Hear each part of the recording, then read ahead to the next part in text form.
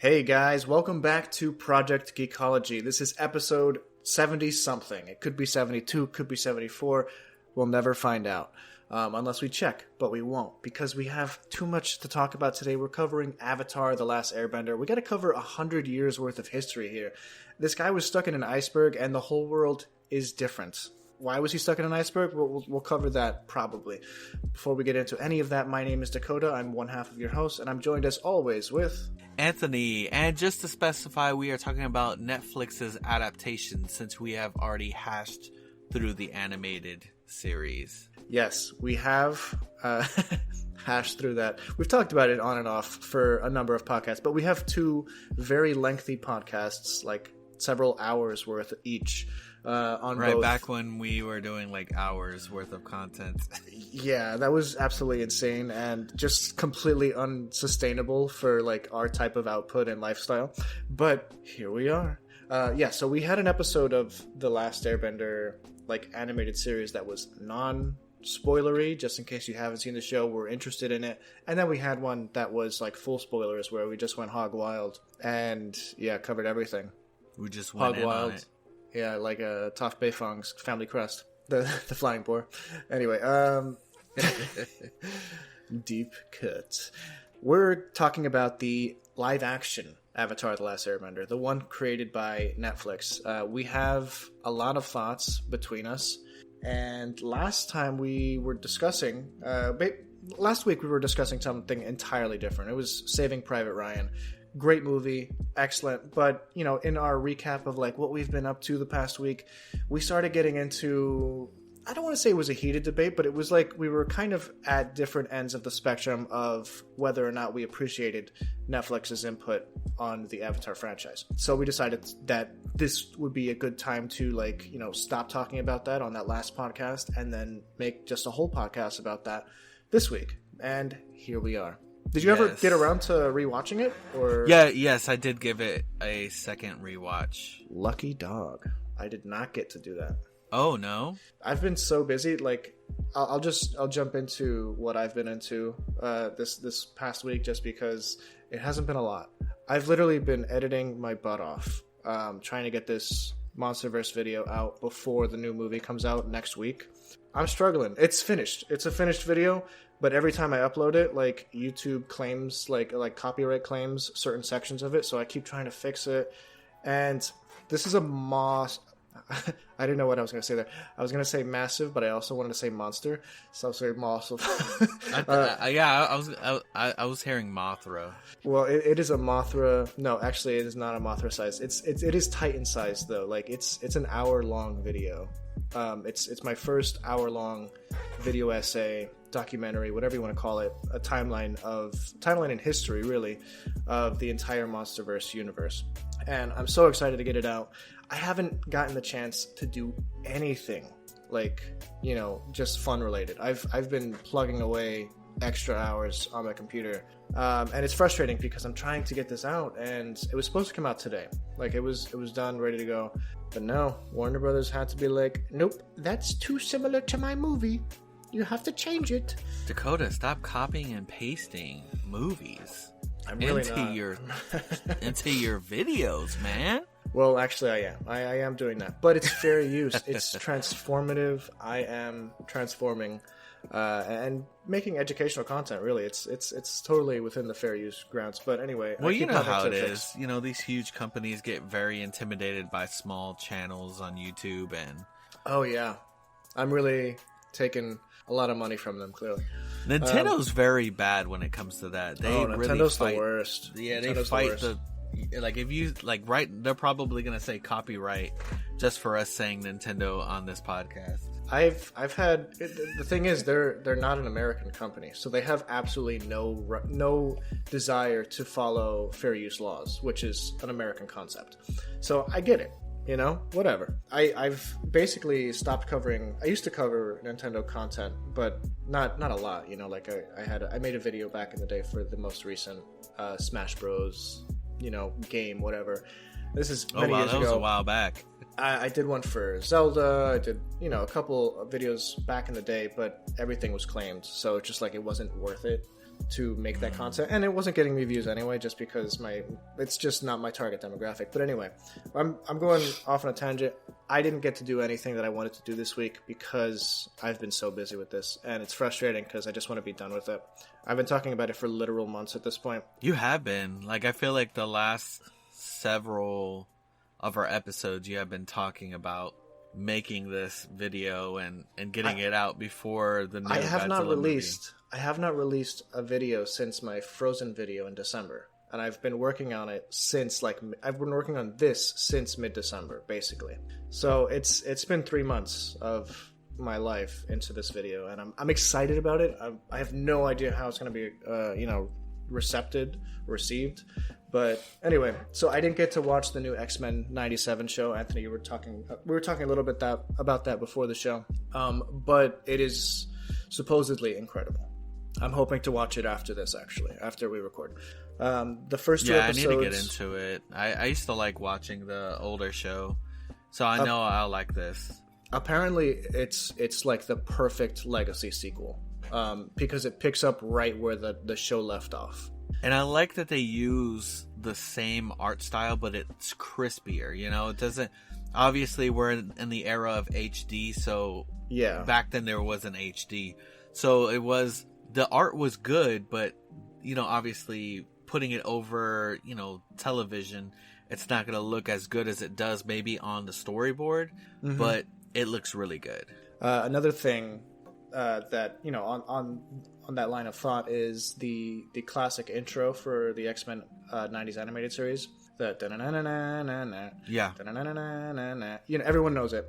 The actual intro is pretty much exactly the same. Even the fonts they use, the old 3D fonts that were super high tech back in the day but look really dated nowadays. It's the same, just an HD version of that, and it's really funny. So they did really good with at least that, because that's really all I've seen. But I've seen clips and everybody's gushing about it. It literally is the highest rated Marvel product on Rotten Tomatoes right now. Which is good, because we know, we've talked about how Marvel's been kind of in a lull lately, and, they'll throw out something that's really good, but, it's time for them to get a win. Hey, yeah. Man, Acolyte trailer. Acolyte trailer came out. I did get the opportunity to spend 2 minutes watching that for sure. That's a really awesome project. I can't wait to see what they do with it. It was receiving a lot of hate online. Yeah, it was. Surprisingly. Which seemed, I guess par for the course for Star Wars fans. It's probably the worst fan base. I'll give it to Star Wars. It's you got some real the Phantom Menace. The Phantom Menace, man. It's literally they're like Sith Lords. I think they were. It's crazy because back in the day when the prequels came out, people were absolutely destroying it. Now they've kind of come around, and now they're looking at it in a favorable light.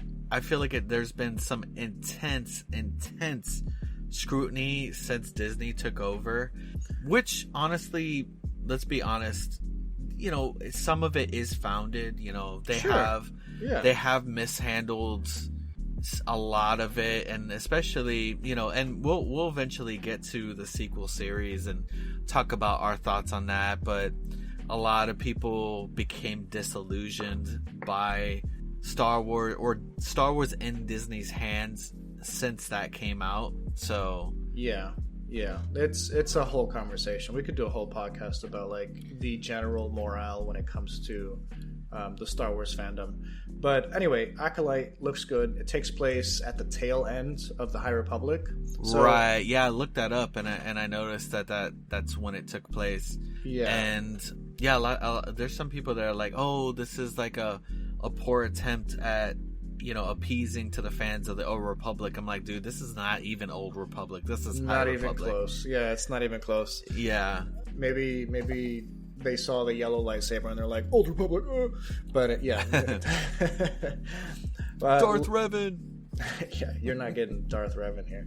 But what's interesting about this is it's led people to criticize Disney Star Wars for an interesting reason, and that is the idea that the Sith are showing up before the Phantom Menace. When it was brought up to the council in the Phantom Menace, they were like, the Sith have been eradicated for 1,000 years or something like that. So how could the Sith possibly be around in this one? And I'm like, a lot of people are criticizing it as like breaking canon, but like there's so many ways to write around that. Like even in that scene when Qui-Gon brings up, you know, evidence of a Sith Lord attacking him, the council didn't even want to believe him, you know, like he was literally attacked. Yeah. So there's so many ways that, like, you know, the crazy, like, dogmatic views of the Jedi would, like, cause them to turn a blind eye to any potential Sith uprising or, you know, dark side power shift or whatever. And ultimately that's what leads them to being, you know, blinded by the dark side.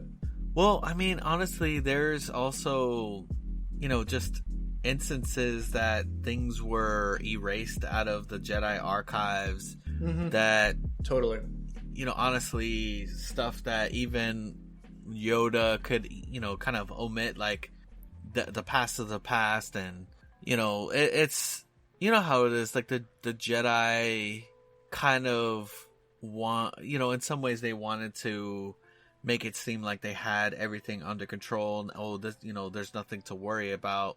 When, and honestly, there was a lot to worry about, and there was a lot that was in front of them that they did seem to kind of ignore, you know, or like it kind of was like under their nose. I mean, dude, they had the whole Emperor. This man was playing everyone. Come on, let's be real. If Palpatine was able to play the Jedi Council and the entire Senate, what do you think, that he's the only mastermind Sith? Come on. Let's be real. And he did that for like, what, 13 years when he became Chancellor? Yeah, because I think he became Supreme Chancellor in the first movie, if I remember correctly. And so that the second movie was 10 years later and the third movie was 3 years later. So yeah, for 13 years, he totally fooled the Jedi Order. So... Right, he was the senator of Naboo before that. Correct. Yeah. Oh, and it was when the Clone Wars started that he became the Supreme Chancellor. We'll be back after a quick break. I hate talking. Do you love talking about any topic and are never frustrated during conversations? Then I Hate Talking is not a podcast for you. But if there are topics that you avoid, then listen to I Hate Talking. Do you know the definition of every word others use? I Hate Talking is not a podcast for you. But if you are curious about the definition and historical usage of words, then listen to I Hate Talking. Do you know about current events and other random topics? Then I Hate Talking is not a podcast for you. But if you enjoy conversations on a variety of topics, then listen to I Hate Talking. Listen to I Hate Talking wherever you get your podcasts. Episodes drop every Thursday. Listen, like, and follow I Hate Talking today. Right, they had given him emergency powers, which was all part of his plan. Was all a part of his plan. Yeah, he was like, yeah, let me do this. They're gonna allow me to do this, and then I'm gonna be able to blindside everyone. Yeah, dude, he had his toes dipped in every pond, man. Like and Ian McDiarmid, I don't care what you say about the prequels. That man, he did it. Oh yeah, he's Palpatine for sure. I think Acolyte looks fun. It looks interesting. It does. Apparently, that was almost shot for shot what they showed at Star Wars Celebration almost a year ago. Okay, very cool. So it's not necessarily a new trailer, but it is a new trailer for us. Oh, so actually, speaking of that, I pre-ordered my tickets to go see the Phantom Menace for its 25 años. 25 años. the 25th year anniversary. Yeah, I love it. Cool. I'm actually gonna jump on that soon they're gonna show some Acolyte stuff during that, so I'm actually pretty excited. Wait, are they really? Yeah. They said that there's gonna be a sneak. You know, it probably won't be major. It'll probably be like a 3 or 4 minute behind the scenes video of the making of or something like that. Yeah. But I'll take it. So, you know, like I said, I'm hoping that we get something in the vein of Andor. You know, Andor was like Andor was a sleeper hit, man. Like nobody was everybody was like, we weren't asking for Andor. No. And then all of a sudden that thing was just, it was so my dad good. was like, man, this show's so good. Like everybody it had actually zero gave right. It had zero right being to be that good, dude. Come on. Because you never expect Diego Luna and everybody in that show. Yeah, man, just knocked that out apart. I'm excited. I'm hoping that they do the same. Skarsgård, dude, he killed it. I actually want to rewatch Andor. I haven't seen it in probably. I'm doing that actually right now, dude. It's so good. It's like how they were able to like create a like prestige television show in the Star Wars setting is just beyond me. But like, it's kind of like, you know what it is, actually? This is a really good comparison. I was really big into Arrow. I was really big into The Flash. And then Daredevil came out. And I was just like, why am I even watching Arrow anymore? You know, like, we have superhero shows that can be so much more. Yeah. And that's what Daredevil was for me. It was just like an awakening, and Andor is that awakening. And I kind of want the same from like Mandalorian now, and Ahsoka, and hopefully the Acolyte. But we're not there yet. Right. Well, I mean, when Andor was first announced, like people were like, yeah, this is not what I asked for. It faced its own backlash, and then everybody's like, whoa. I mean, literally like word for word what you're saying, like, dude, this has no right to be this good, but it is, and I'm loving it. So I'm hoping that we get the same thing with the Acolyte. It's actually really, really cool that we're starting to dip our toes live action wise as far as the High Republic, because there's some really good High Republic stuff. I'm actually about to hop back onto the High Republic train. We had read Light of the Jedi, and we actually covered that, and I would love to actually cover more books. You want to jump into the second one, or just another Star Wars? What's the second? What would the second one be? It's The Rising Storm. Is the sequel to Light of the Jedi. Okay. Yeah, I'd be down to hop onto that. I mean, I'd be down to hop onto like other books in general. I just need like a push. Like a head. Well, not a head start, but I need a little bit of time to be able to get through it. I mean, we're adults sometimes. I wish I was able to get through books like you do, but it's kind of tough to be able to listen to audiobooks at the bank and talk to somebody at the same time. Yeah, what's nice about being an electrician is you get a lot of downtime, or not downtime. That's the wrong word. You get a lot of alone time, and I'll be working on 30 lights or a whole floor's worth of outlets that I have to wire up. And, that offers me a whole week's worth of audiobook listening that I can just, play on the background of whatever I'm doing. It's fun. What's weird is if I go back to listening to those books, I suddenly picture where I was when I was listening to it 2, 3, 4 years ago. It's such a weird phenomenon that stories can be built around the places that you first heard or read them. But yeah, so anyway, I think that's interesting. If I were to re-listen to the first or the Game of Thrones audiobook, where I would picture myself. Trader Joe's. Remember, we would listen, we were stocking the shelves at night, and we're listening to Game of Thrones. Yeah, dude, I feel the same way. Yeah. Oh my gosh, good times, man. Good times. I love that. So I talked about what I didn't do this week for a good 20 minutes. What have you done?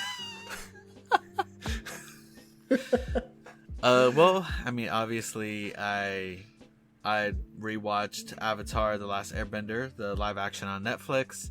I've done a lot of planning of my next PC build. Cool. I've kind of been brainstorming with a friend of mine, my buddy that I actually built this PC, the PC that I have here, my first actual real PC build. I've kind of been hashing it out with him, hey, well, not hashing it out, but just kind of brainstorming and asking hey, what do you think about this part? I'm looking at this part. You've created a think tank. Right, exactly. And so I'm pretty sure that I've got my final what I'm gonna build, what I want. I'm gonna build it all. I'm planning on building it all in a. So there's a a company called Hyte. It's Hyte. I've heard of it, yeah. And they have a Persona 3 from Persona 3 tower. Dude, a tower. A Persona 3. Dude, I know I keep on talking about Persona. But they have a Persona 3 tower. I want to build it in that tower. Okay. All right. I'm happy to hear it. I'm happy for you, man. And I'm going with an AMD build. I'm doing an RTX 4070 Ti. Dude, I've got everything planned out. My buddy said, like, hey, man, this is a really, really solid build. You know, so, and, you know, just kind of back and forth. But I'm pretty excited about that. That's something that I've really wanted to do. I'm already in the process of upgrading my monitors. Well, at least I have one. I'm about to upgrade one. I want to upgrade the other one eventually, just because like I want something that has a better refresh rate, and totally. I've been pretty excited about that, and I'm thinking that maybe by sometime in May, June, I might have that full rig ready to go. Maybe earlier, we'll see. But yeah, man, I've been really working on that, and I've been rewatching Andor. I've also been rewatching Neon Genesis Evangelion. How do you like it? I mean, I know you like it. If you're right, yeah, but... yeah, dude, I absolutely love it. So I had watched, when I rewatched it a few years ago, I had watched it on the Netflix version, and I remember seeing there was another version like back in the day that I remember seeing, you know, when I was younger. So I'm watching that version, and there's definitely parts of the Netflix version that I like, that it sounds a little bit better and polished, but there is a lot about the original that I miss, especially the outro. The outro with the Netflix version is just it's just some, you know, generic anime ending. Mm-hmm. Whereas the original was a version of Fly Me to the Moon that sounded really nice. And so I've been really enjoying that. And dude, I mean, Neon Genesis, I don't know if you've ever seen it before. Yeah, but it is one of the better mech anime that I've seen. Another one that I really like is Gurren Lagann, but Neon Genesis Evangelion was definitely, I felt like it was like the matured, upgraded version of, because remember we watched, you know, there was Gundam was so big when we were younger, yeah, for sure, but Evangelion was like the mature mech anime, you know. Yeah. It was by far not the first mech anime out there. You had absolutely Transformers, you had Gundam, you had tons of them. But Neon Genesis Evangelion, it was just an art form in and of itself, and like you said, it matured the entire genre up quite a bit. It did, and there's just, I don't know, it's just, there's something about going back to those 90s anime that I look back on fondly, man. Like I watch some of this stuff, and it's like I'll have flashes of memories, like when I was a kid, seeing some of this stuff, and I'm like, it's so weird because like it hits you almost like in a way that, like, you know, say that you know how there's like a flashback in a movie or a TV show, it almost hits you like that. Maybe not as vivid, but you know, it's just, it sits there, and you're like, man, you know, I remember that. It's so, yeah, so it's something weird like that. When I was rewatching Smallville a couple months back, and season 3, I remember seeing it at your grandmother's house, or your grandparents' house. I remember seeing at least a couple episodes, maybe like the first 5 episodes, but like that first arc, I just vividly remember, oh wait, I was sitting on the couch over there on your grandparents' place. Yeah, so it's just, it's weird how you have those remember us singing the intro. God, let's not relive that level of cringe. All right, we should jump into on that cringy note, we should jump into something a little bit less cringy. I guess it depends on, whose point of view it is. But we're going to be talking about Avatar: The Last Airbender, the live-action adaptation that Netflix produced. This was originally... Tila, as some people call it. Wait, what? Tila, Tila? The Last Airbender. Oh, some people... I call it Atla. Like, when I abbreviate... I do. Yeah, Atla. I wasn't sure how... So, with One Piece, the live-action, people abbreviate One Piece as OP. But for the live-action, they abbreviated OPLA, or OPLA. So, when this was gearing up, I was, like, confused. Like, what do I call this? Because I can't call it Atlala, because Avatar: The Last Airbender live-action Atlala. But, yeah, so, anyway, I don't know. I mean, you could call it Natla. Natla, I kind of like that. Kind of like Natla. Netflix's Avatar: The Last Airbender. I mean, even though, it's not their IP, but it is their adaptation. Yeah, it is their version of it. So this was originally set to be produced and written by the actual creators of the Nickelodeon show. If only, man. Brian Konietzko and Mike DiMartino. So there's been a lot of rumors and speculation about like why they left. Apparently they wanted to change a lot more from the original show to just be... I'm not sure like in what respect, and that's just the latest rumor that I've heard, but it's kind of something that I kind of believe a little bit, because when they made Legend of Korra, they had some pretty significant like lore changes in terms of like how people got their bending powers and just the original benders, blah blah blah. So they changed quite a bit, or not changed, but like shifted the history of like what actually happened to the airbenders. Or not the airbenders, but like just like the benders in general.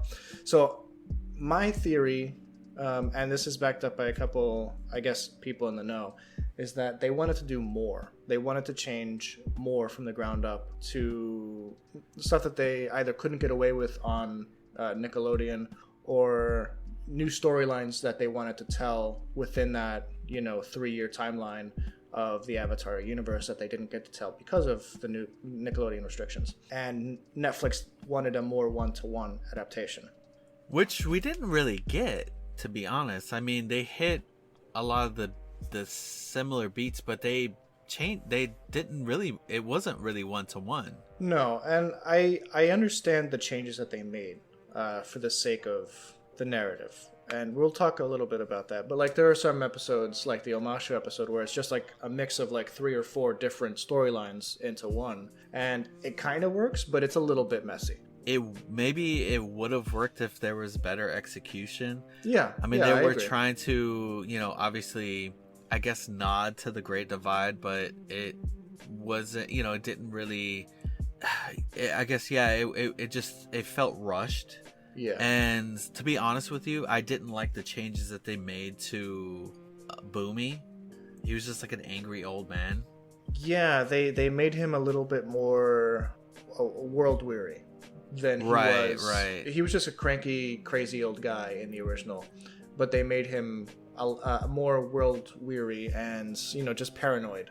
Right. I mean, he was a little. I mean, he had like a little bit of the crankiness, but he was almost like Boomy kind of reminded me a little bit of like Yoda when you first meet Yoda and I think Empire that was actually the intent of Boomy. Now, I don't know that for sure, but like he totally falls in that same vein of like you don't expect that guy. But he was pretending the whole time, like he was just messing around with Aang, like he knew who it was, but he was just like, he was kind of just messing around with him. But there was a lesson that was learned in that, which I thought was really cool. And it's like they kind of almost forsook that and really rushed those challenges. And, it's like Boomy is like, oh, fight me to the death. And I really didn't feel like that was within his character. It didn't make sense to me. I understand that he was world weary, but it just didn't make sense as far as like for the show or for like to the legacy of the character. I also didn't particularly care for the idea that Boomy was bitter for Aang leaving for 100 years. it just doesn't seem like, obviously it wasn't Aang's fault. Like, that wasn't like a choice that he made, you know? Right. It was like a preservation thing activated by the Avatar state. Right, yeah. He got stuck in a storm, he crashed into a big wave, and the Avatar state kind of, you know, froze him in ice, ensuring that he and... cryo sleep. Yeah, so he never really aged. Let's talk a little bit about Aang. What do you think of the actor that they chose for him? I think the actor is pretty close to how I would imagine Aang. He is a little bit more on the serious side. I mean, you know, I guess they have to adapt it to a live action setting and make it a little bit more believable. Yeah. But Aang is a lot more carefree in the animation, and not carefree, he cares, but his personality is very much so that of an airbender. Yeah, so the actor Gordon Cormier, I think he looks the part 100%. He looks like Aang. He sounds like Aang, and in some respects, he sometimes acts like Aang. And I think throughout the course of the series, I was able to buy him quite a bit more than I was originally in the first couple episodes. I think the second half of the series, I think everyone kind of like picked up their acting game just a little bit more. Correct. And I'm okay with that. You know, a lot of these actors, this was their first gig. And it's a huge first gig. Apparently, you know how big One Piece was on Netflix?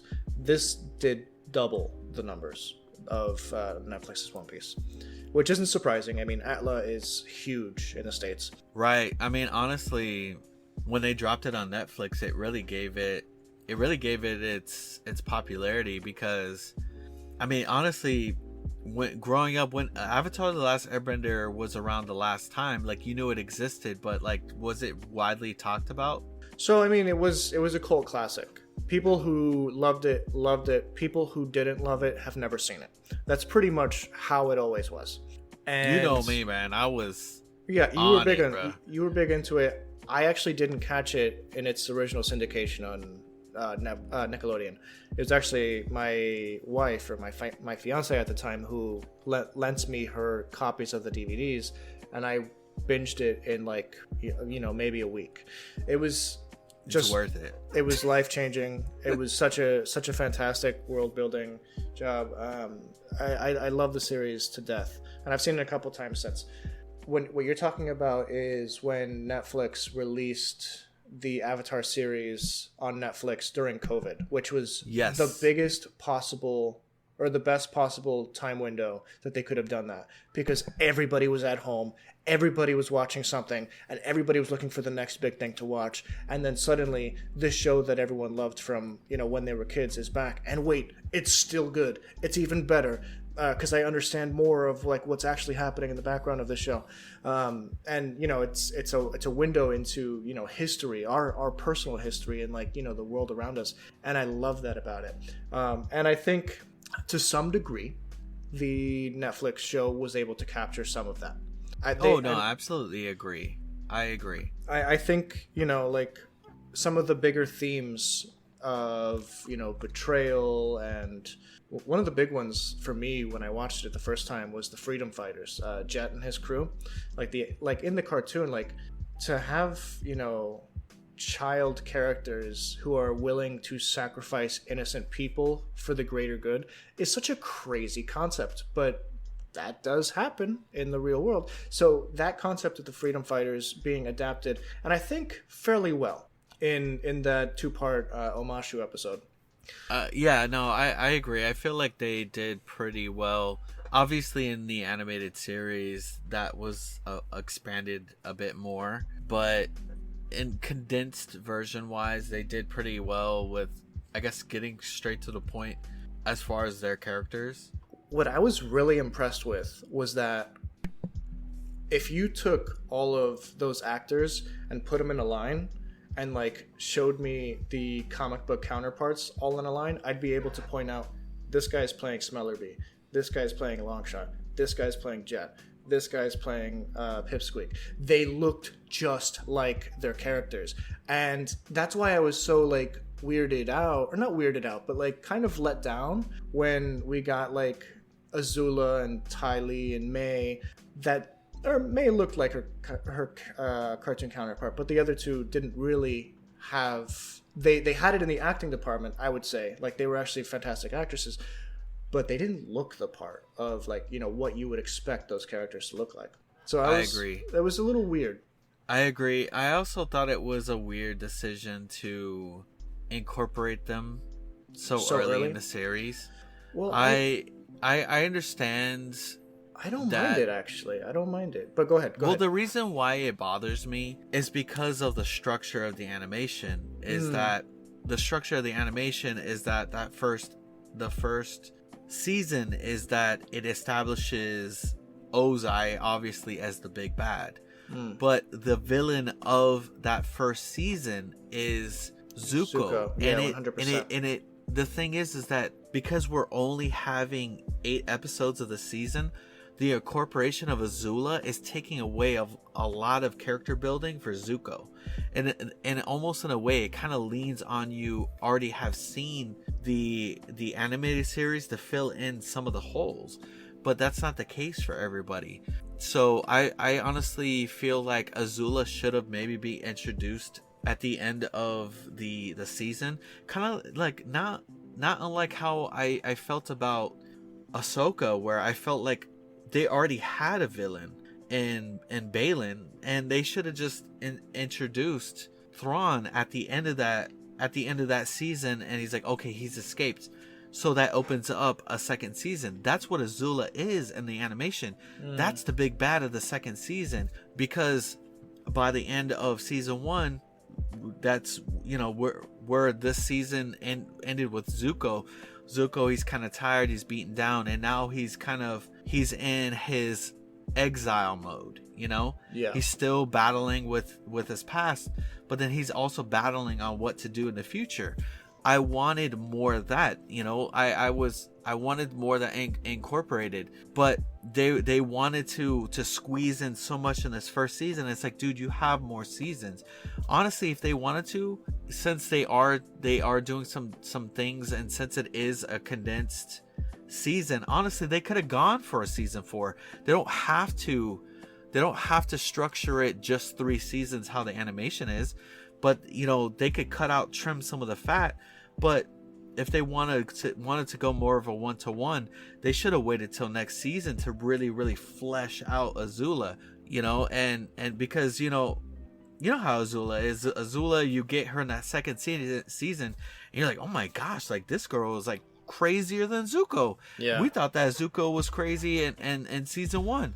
And then this is where you get to focus on specific, like, this is the bad of this season, this is the bad of that season.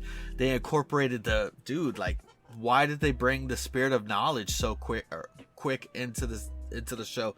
It's like, dude, like, you're not supposed to bring him into the library. Like, what are y'all doing? So stuff like that I don't have too big of an issue with, the spirit of knowledge specifically. And the reason being is because it's the spirit world. Anything can happen, anything can pop up. I don't necessarily need a 1-for-1 for every story. So if that character can be introduced in this season, just briefly, which it was, and then have bigger stakes, a bigger relationship to the characters because they've already seen, the spirit of knowledge in the, like once they re-meet him in the library, whenever they go there, I'm okay with that. I just felt like it was an unnecessary incorporation. It was like, he was put there really essentially for people who knew who he was. Yeah. It's like, okay, I know who he is. I agree with that. And it's like, he didn't really need to be here, you know?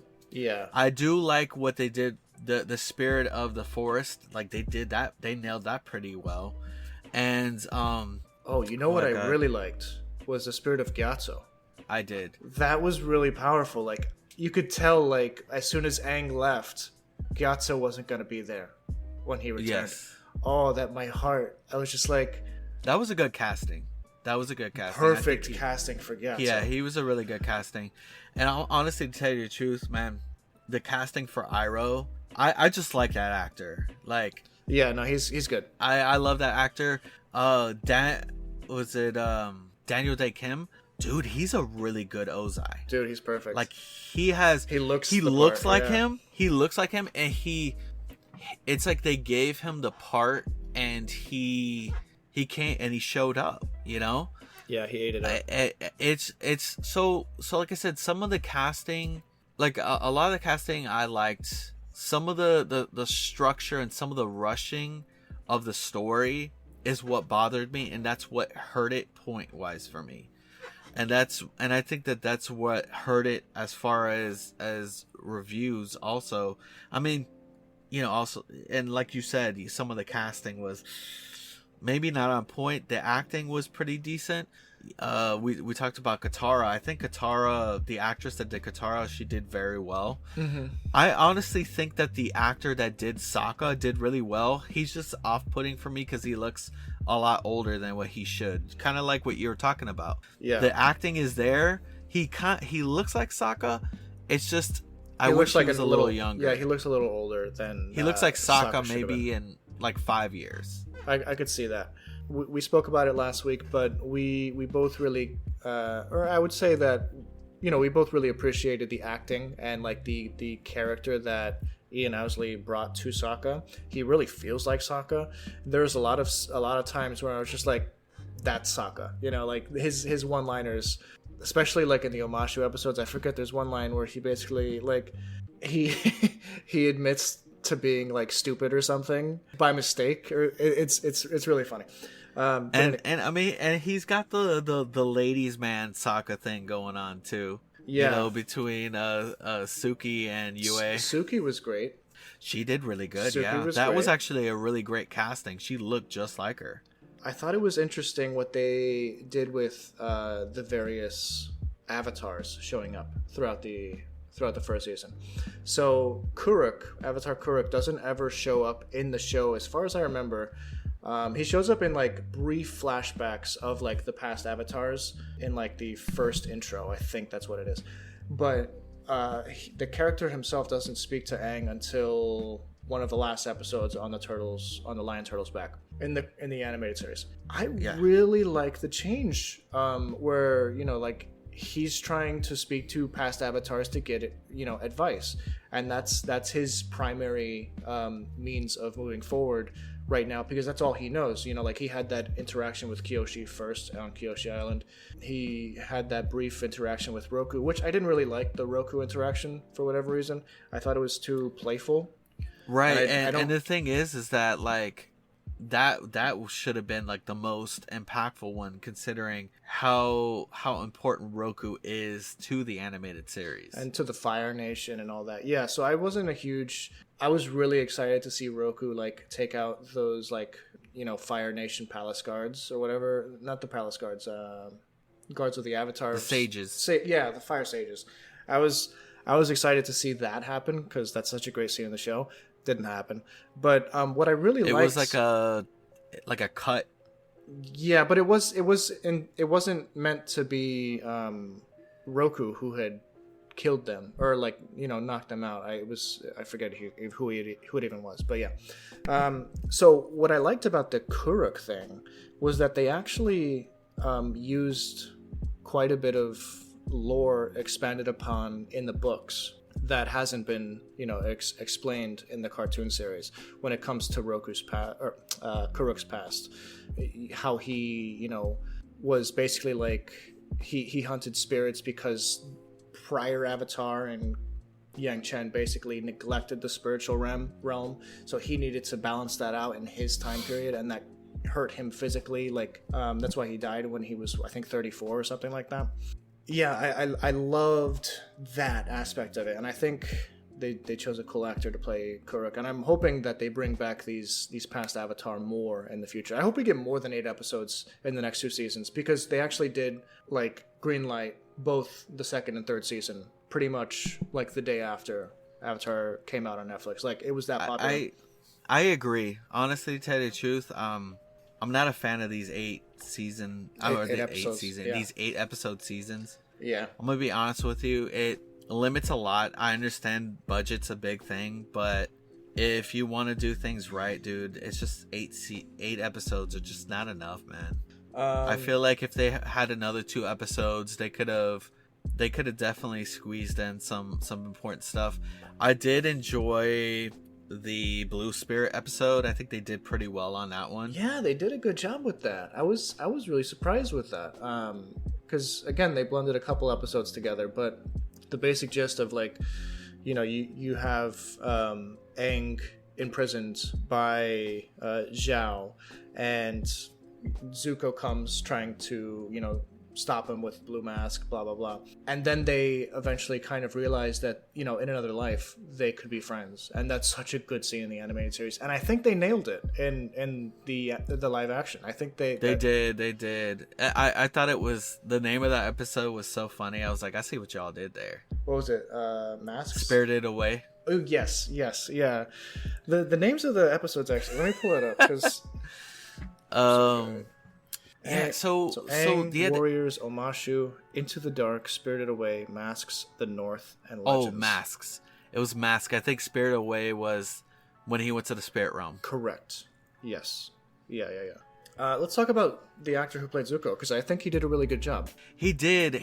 I don't know if to you, like, I mean, there's like moments where it's a little off-putting look-wise. Yeah. But then, like, he kind of slots into that character pretty well. Like, he does.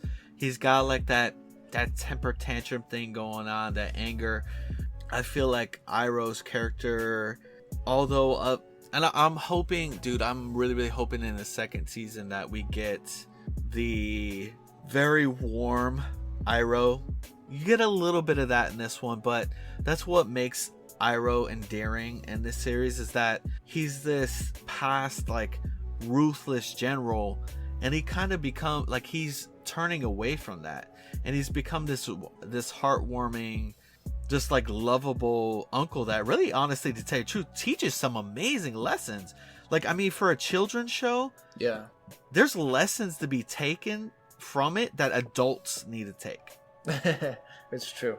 So what you're saying about the more warm Iroh, we've gotten, yeah, I really like the actor, like you mentioned, dude. Yeah, I love Paul that Sun dude. Goon That Lee. actor's, I love him. He does really good in his Star Wars parts. Yeah, but where I got to really see him was Kim's Convenience. I actually haven't seen it yet. Is it any good? Dude, it's so funny. Oh, I gotta check it out. You need to watch it. It is hilarious. So, and his character is so funny. Like, he plays this Korean father in Canada, and he has this really, really funny dynamic. You know, this is where I've ended up falling, like, I grew to like really enjoy this character, and seeing him in Star Wars, just, I was like, man. And so when I saw him casted in Avatar, I was just like, yeah, I'm 100% on board. Like, put this man in the show. So I don't care where you put him in the show.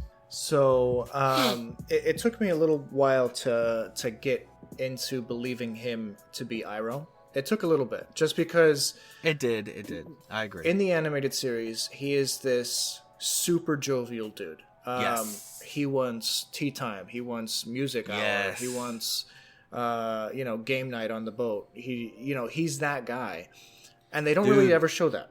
Dude, remember, like, he like risked being outed as a firebender, warming up his tea in a cup. Yeah. He's that kind of ridiculous, and they didn't really pie show. We did get that moment where he got really excited about a pie show game that he saw. Yeah. Dude, I loved that. Yeah. So stuff like that, and let me tell you, the first couple episodes, I was not sold of Avatar. Not just Iroh, but like the show itself. The show, yeah. And I'll tell you when that changed. It was the scene that they added that I thought was brilliant, of Iroh mourning his son at like a public funeral. That's when Zuko basically shows, that he's a good kid at heart, and he's just like, I remember, this happened with him and this happened. And it basically like, it was the most heartwarming thing for Iroh to hear. Now, I don't know if you caught it, but the music that they were playing in that scene was Leaves from the Vine. Yeah. Which is, so I don't think that they're going to do an adaptation of the actual Leaves from the Vine scene from season 2. And the reason being is because the actor who originally played Iroh, his name was Mako. He's just like a legendary actor and voice actor. That was his last performance ever on anything. Like he knew he was going to die. He came in for one more session and sang the most traumatic, terrible, beautiful song ever, Leaves from the Vine. And the voice actor who took over from him, like he's been, constantly asked throughout his entire career to like sing that song in Iroh's voice, and he'll never do it because he considers that to be Mako's song. And I think that's what, they're doing here. They're not going to recreate that scene. So they included this episode that scene with the Leaves from the Vine song over it just as a tribute, and I thought that was really good. It's funny that you actually say that, because I actually met somebody that they would work with talent at conventions. They were kind of like not a talent agent, but something similar along the lines, and they would just work with like voice talent. And one of the people they worked with is that voice actor. I think his name is Baldwin. Yes, Greg Baldwin. Baldwin. There it is. Yeah. And they said that because I told them how much of a fan I am of Avatar, and they said that he won't sing that song, and that he says that he pretty much tributes all the success of that character to Mako. And man, it is powerful. So I did like that scene, but I was so torn, because that song is, to me, it's powerful for that reason, is because of really what it meant. It was a transition. It was the last performance for that person. Sure, it was Iroh mourning Lu Ten. Yeah. But it was also, honestly, Mako, like, just mourning his career, mourning his life. Mourning his career, mourning his life, dude. Like, yeah, no, it's so good. So and like, you hear the emotion in that. And so that, when I found out that stuff, whenever I see that scene, it hits me even harder. Oh, for sure. So, because I had watched that episode like 3 or 4 times without knowing that was, the last time. I didn't know that story, that was his last performance. And then when I found that out, dude, like, it's such a powerful scene. It's probably one of the most powerful moments in animated history. It is. And man, like, like I said, in that moment, that. So when I saw, I do hope that we at least get like a little bit of a moment, because it is a celebration of his son's birthday, and he does say that, if only I could have saved you, like. Yeah, like he saved Zuko, basically, or he's trying to save Zuko. Yeah. It's just there's so much like emotion that I have invested in this show. I was watching this in high school. This is something that I watched along with like my sisters. My sisters, they love that show too. And to be honest, like, we had put our allowance money together. Like, we saved up our allowance money, we put it together, and we bought that first season together because we love that show so much. And that's why I'm very, like, I have a lot more of I'm a bit more critical of this show, because I have a lot more that I have invested in. Well, not saying, I don't want to say it like that, because it makes me seem like that, like, I'm not trying to center it. I lost all my allowance on this show, but but like, I have so much of an emotional investment that, like. Sure, yeah, I got you. You expect more. I expect more, and I think that's what a lot of people expected.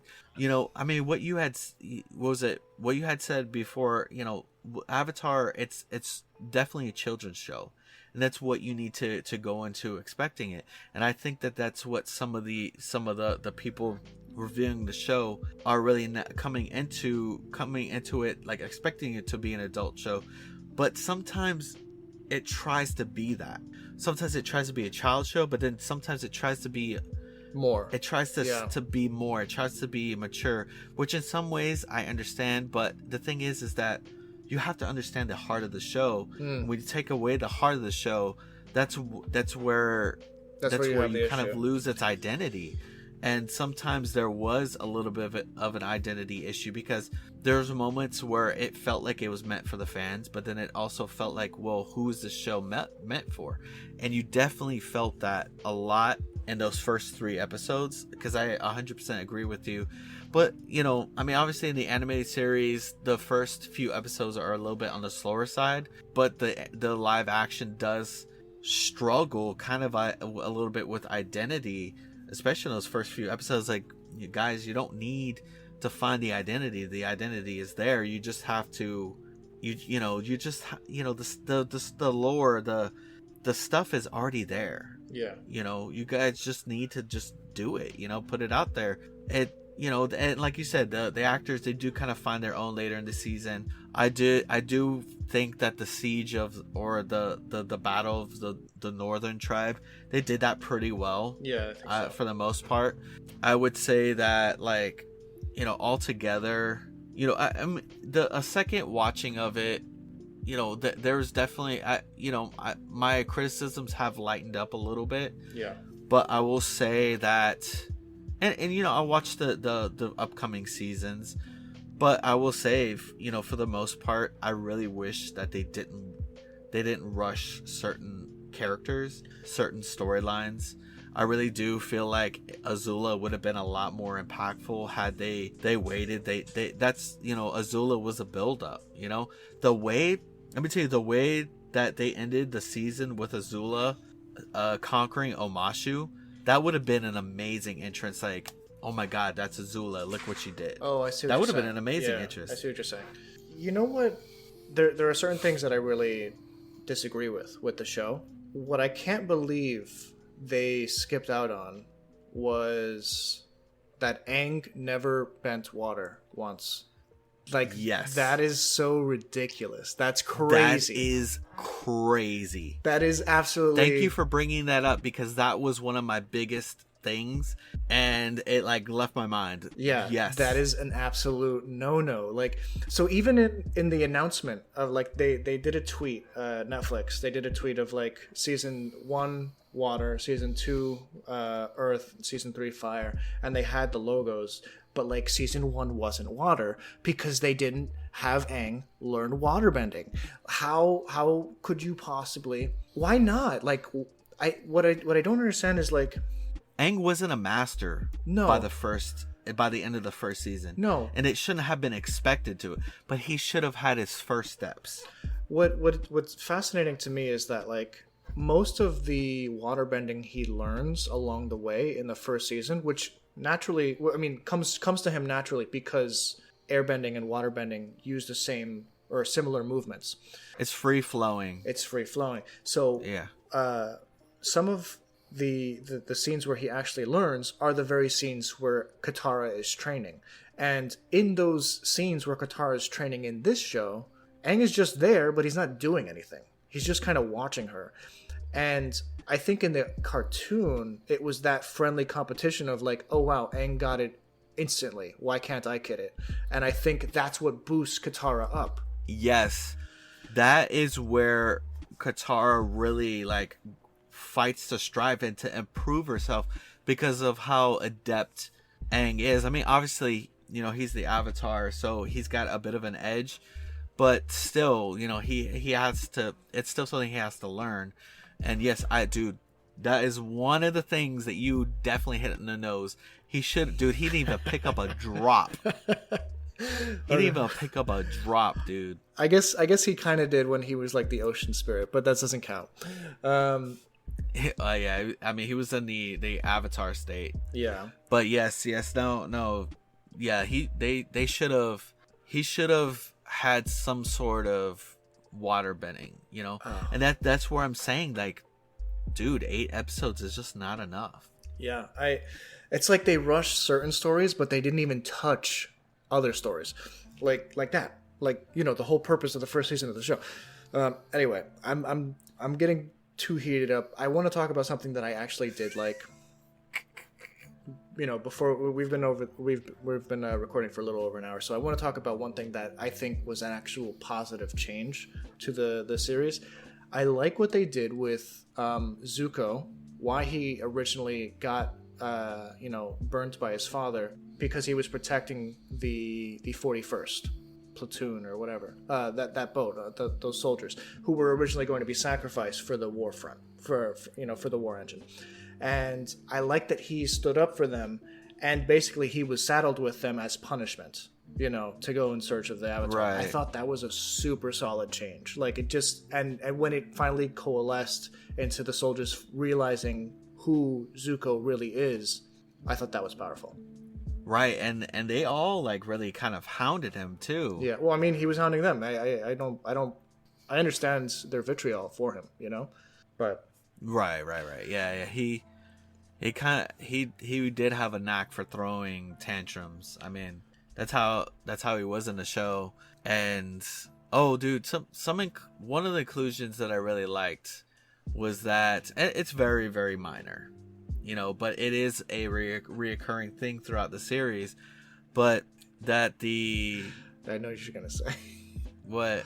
Look, you're either gonna say something about Persona 3 or you're gonna say the My Cabbage guy. No, I was gonna talk something about Appa.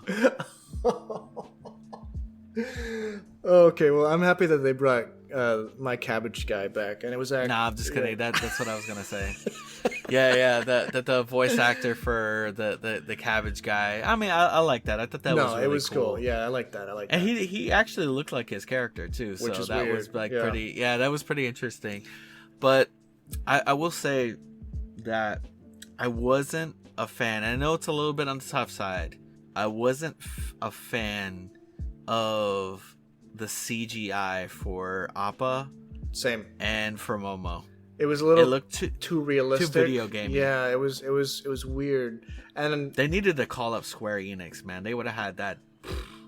Well, dude, Square Enix is just too good with the CGI. Oh man, it's nuts. What annoys me is that like they clearly spent too much money trying to animate Appa and Momo in the first 2 episodes, because they barely show up throughout the rest of the season. That's another thing that bothers me, is because, I mean, Momo has his moments, but Appa is actually a very like important character for the show. Let me tell you, they better not botch Appa's arc. Oh, I don't think they will. Because it was such a huge, like, emotional thing and a driving. It was actually a very important moment for Aang also. So, one thing I want to say before we close out is pretty much we have to remember that the first season of Avatar: The Last Airbender, the animated series, is the weakest of the 3 by a long shot. It is. It's the weakest by a long shot. But it's still better. It's still better. I'm just saying. They have more meat to work with moving forward, and I hope that they do. I hope that they take the criticisms, because there's a lot of them all over the place. I hope they take the criticisms to heart, make something better, make it look better. Stop relying too heavily on the volume. Like the soundstage that the Mandalorian uses. They used a version of the volume, and you can kind of tell that they're all just basically in a circular room for most scenes, and that really bothers me. I need to see some blue fire from Azula, man. Like, come on, dude. She almost got there briefly. She used lightning bending. That was lightning bending. Okay. All right. That's fair. I will say I don't think Azula always used blue fire. Like, so I'm okay with her working up to it. Obviously, that's what they're trying to do. Did she ever use it? I mean, maybe, I'm like just momentarily, but like I'm assuming blue fire was her thing. Yes, but what I'm saying is like when she's younger, obviously, like she wasn't as powerful of a bender as she was when she is in the animated series. So hopefully, well, I mean, this is her. Like her in this series is her in the animated series. Yes and no, because we technically didn't see Azula show up until the 2nd season. So maybe once we see her in the 2nd season, she'll be powerful enough to use the blue flame. Yeah. I just feel like Anthony, I just feel like we should have had her. Anthony is let down. And I'm looking at Anthony's like hope drain from his eyes. Anthony, 1 out of 10. Oh my god! Come on, you got to do it. A generous score and a critical score. Hit me with it. You said a generous score. What would be your generous score? Oh my gosh, I would say. Oh my dude, this is tough. My generous is like barely scraping at a 7. Okay, that's fair. What about your critical? I would say like for me, dude, it's like a 6. Okay, so let's call it a low 6 for you, like overall. Yeah, it's a low 6 for me. Okay, that's fine. Like critically wise, the generous is like when it's like playing, like it's plucking on my heartstrings. Yeah. But then like when it's really like upsetting me, I'm like, yeah, dude, it's a 6. But then I'm like, oh, okay, it's not that bad. But then it's like a roller coaster of like highs and lows. Here's the thing. It's really not that bad. It's not that bad. It makes some pretty grave mistakes as like an Avatar show goes, but it's not, Avatar The Last Airbender movie, It's not. Well, if I'm gonna grade the Avatar The Last Airbender movie, dude, that's like a 2. Exactly. It's not that bad. So and we're rating it at a 6, like a rough 6. I would actually say a rough 6, and that's what I'm saying. Like it's not that bad, but it's also not great.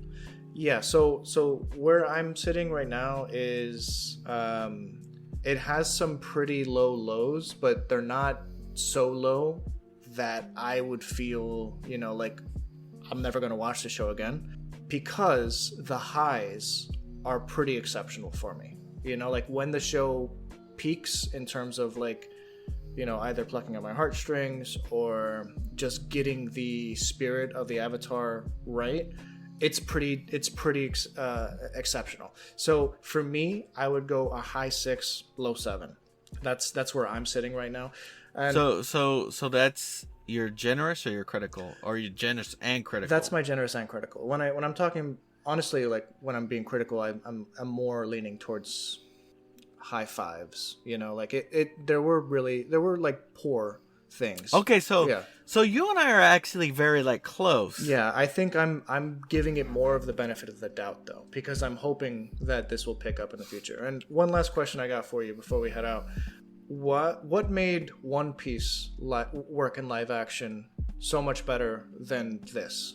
Because it's clear that everyone involved in this show loves the source material. Everyone did their homework.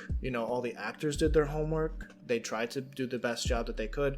The writers obviously knew what they were doing, I guess, somewhat. I was gonna say that's a rough one.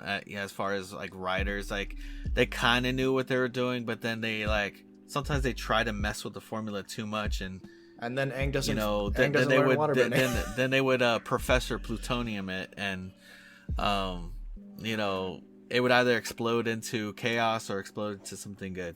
But well, I mean, the biggest thing with One Piece is that I think largely it was backed by Oda. Yeah, that was one of the biggest things. But for the most part, nothing was out of place. Nothing was rushed. I mean, it wasn't perfect, but I mean, the thing is that like One Piece isn't perfect. That's it's an amazing story. It's an amazing show, and it dude, like from what I've seen in One Piece, I love One Piece. But they cut out some stuff. Maybe if they had like another episode or two to work with, it could have been maybe a little bit better. But I will say that they didn't rush characters that existed within that arc, belonged in that arc, was in that arc. It's not like putting Azula into the first season of the Avatar was like them putting Crocodile in the East Blue saga. Okay, I see what you're saying. I got you.